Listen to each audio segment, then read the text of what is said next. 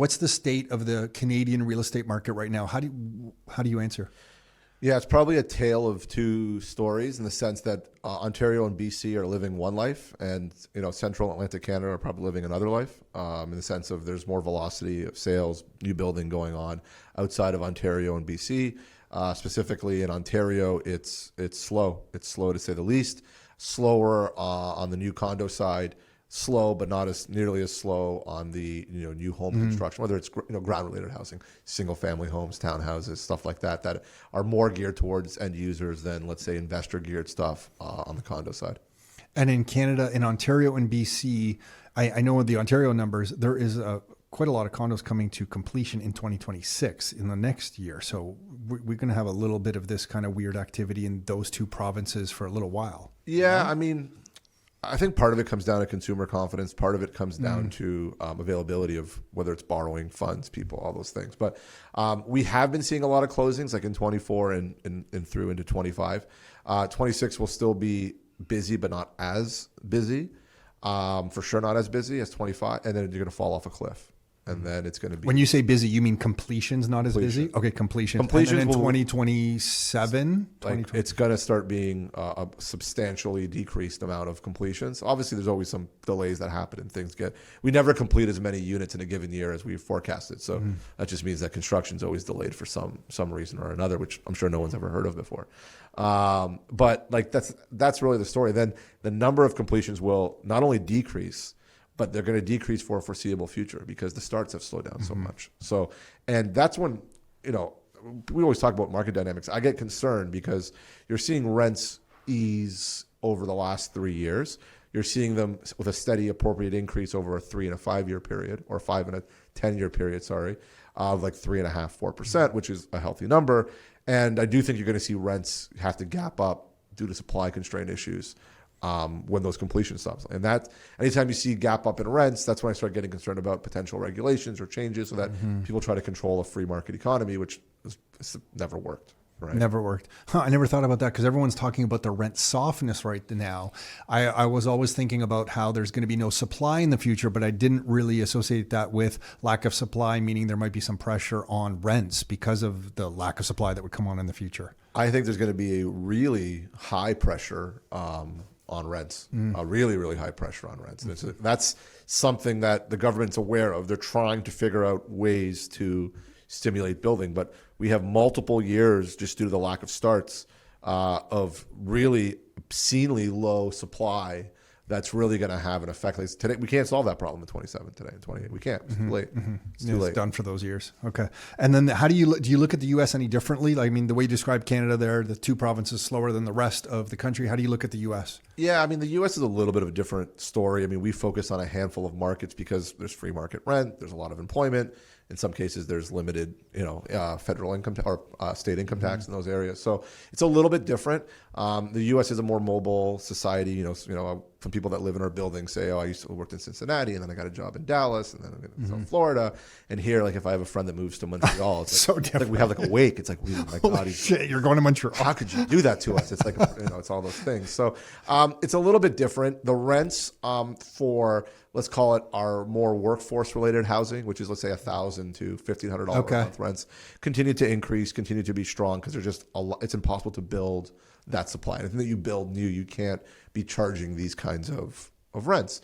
In other cities where there's been a lot of building, which has happened in South Florida, which has happened in Atlanta and other areas, you are seeing higher concessions. You're seeing rents. They try to keep the face rate, but when they give you, 3 months free rent, at the end of the day, you're looking at a net effective rent of what people are really paying. So in some of those areas, there's more concessions and there's more competition. So you're seeing for the new stuff, the more expensive stuff, you're seeing something similar to what's going on in Toronto, or probably even a little bit more larger concessions in those cities. This fall, the Empire is back, but so is the Resistance. On Saturday, October 18th in Mississauga, it's the Your Life, Your Terms event, Ontario's most energized gathering of real, in-the-trenches investors. This is the Resistance in action. One day of real strategies, fresh ideas, and new allies who believe in living life on their terms. The lineup, out of this galaxy.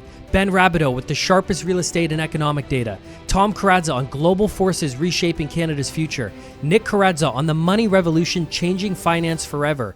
Dave Butler with 5 game-changing investor mortgage programs. A powerhouse panel delivering blunt, on-the-ground real estate insights. Tom and Nick on launching and scaling income streams for freedom. Dr. Caitlin Link on taking control of your health and fitness. Past attendees call it a must-attend, electric, and say they've walked away with tens of thousands of value from a single day.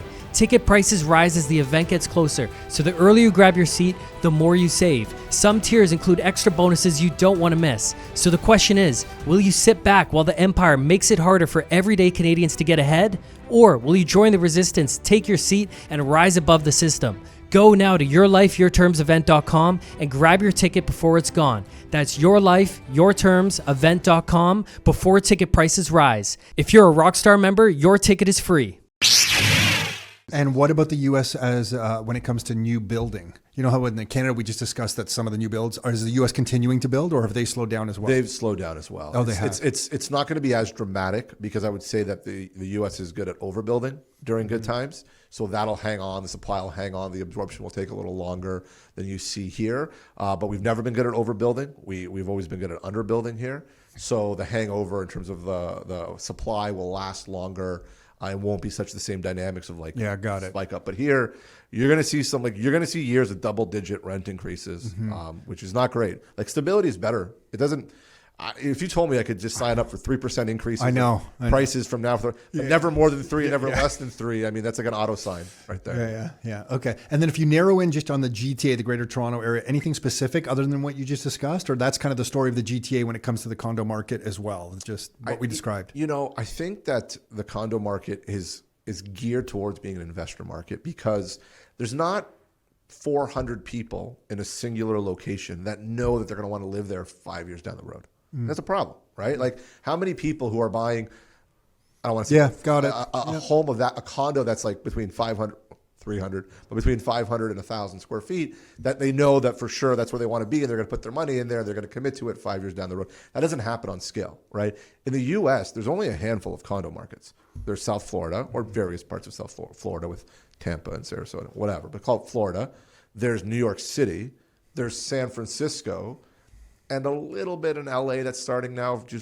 There's no condo market anymore. There's no condo market in Atlanta. There's no condo market in Minnesota. There's no condo market in Texas, Denver. There's there's for sale condos. No, it doesn't exist. It just doesn't exist. The rest is either ground related housing because they have some version of unlimited land in Texas, or rental apartments. Or rental apartments. Yeah. The cost to build a condo versus the cost to buy a ground-related house within a reasonable area, it's not a market, right? Is the trend of Canadian developers going to building rental apartments and condos going to continue, or is that just a brief thing because of what's happened? They can't sell some of the new stuff, so quickly divert to rental apartments and some of these rental condos, and that will change? Yeah, I would say that they're not quickly diverting because the numbers aren't so attractive. Okay. So I don't know why some of the numbers I've been shared around that it was like almost through the roof on the amount of rental supply coming up. No, I'm wrong on that. It's not that it's the world of theoretical supply versus the world of practical. Okay. Like building permits are goose eggs for the most part, so they're limited and they keep going down. The programs that existed, like CMHC financed a bunch of rental buildings for the last, let's say, 5 years.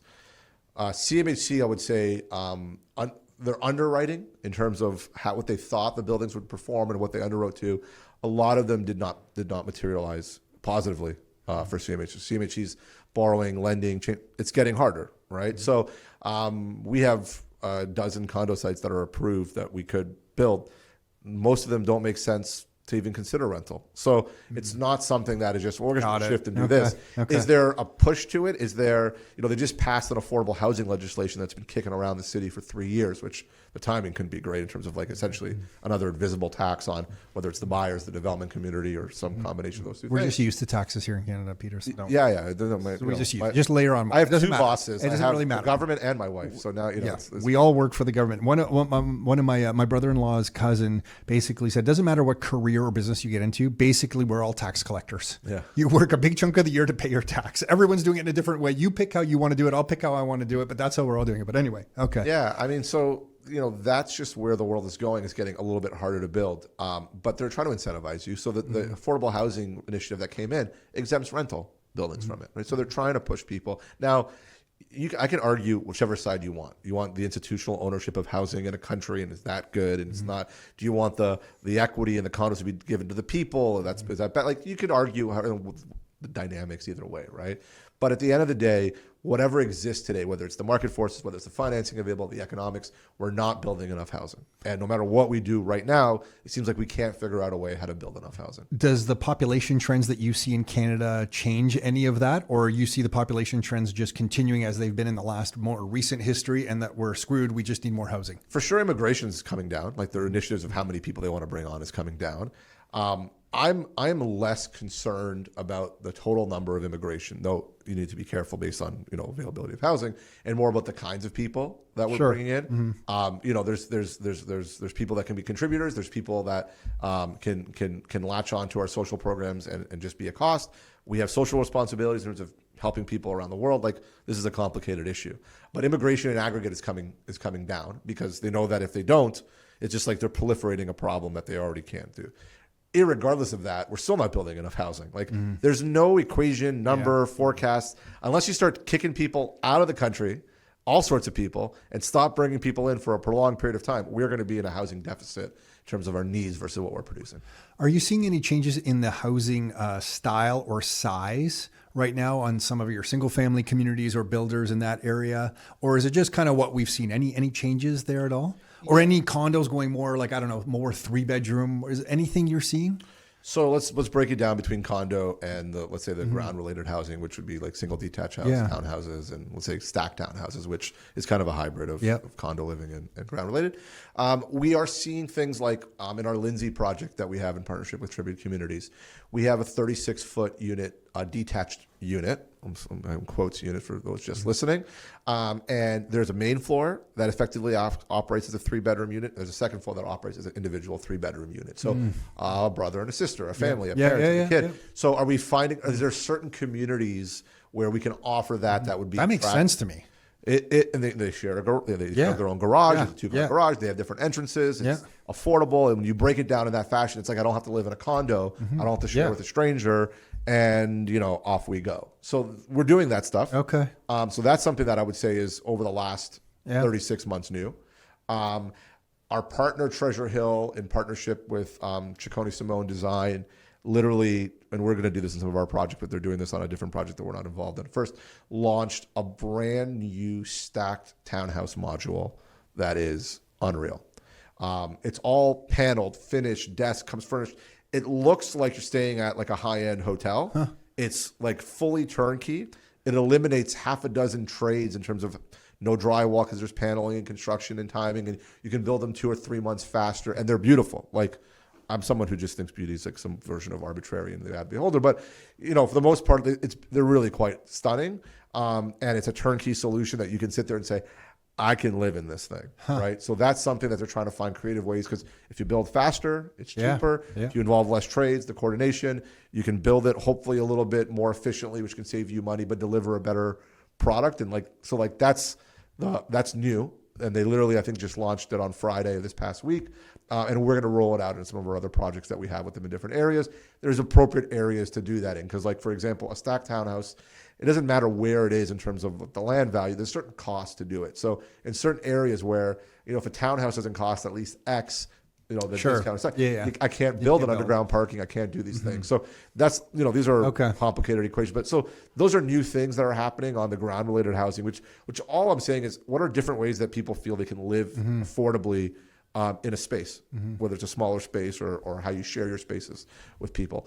On the condo side, you're so reliant on the investor world to reach a pre-sale threshold that exists.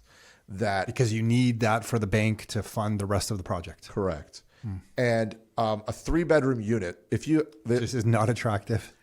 Not to an investor, right? So all of the, typically, and it can range a little bit, but let's just say a very high level thumb rule is that the city will obligate you to do 3-bedroom units in 10% of your units.